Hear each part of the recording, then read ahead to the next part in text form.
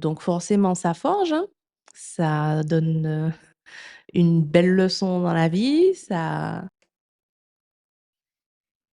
alors, comme vous l'avez compris, grâce à cette petite dédicace, mon père est décédé en 2005. Il a fait un accident de voiture au carnaval, en Martinique, après avoir vécu toute sa vie, aux États-Unis et cetera et malheureusement, il est décédé d'un accident de voiture.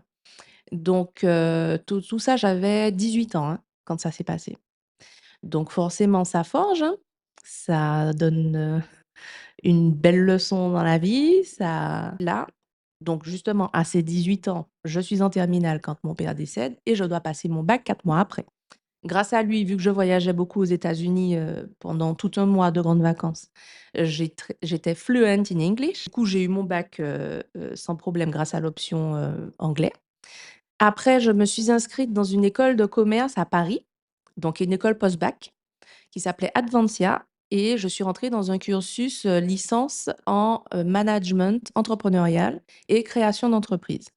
Donc j'ai fait ces 3 ans d'études jusqu'à 2008 à Advancia et 2008, je me dis: «Bah, tiens, j'ai envie de poursuivre, mais cette fois-ci dans la gestion de patrimoine». Je sais pas pourquoi, j'ai développé un amour pour la fiscalité, pour les trucs et trouver des mécanismes, des machins pour gagner plus d'argent, économiser par-ci et tout, par-là, ça m'a toujours plu et je me suis dit: «Ben, tiens, fais un cursus de gestion de patrimoine, ça pourra pas te faire de mal et regarde ce que ça donne».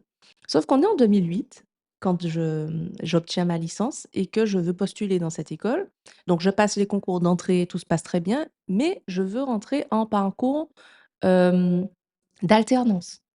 Donc l'alternance, c'est le contrat de professionnalisation que tu signes avec une entreprise et tu es, 1 semaine à l'entreprise, 1 semaine à l'école.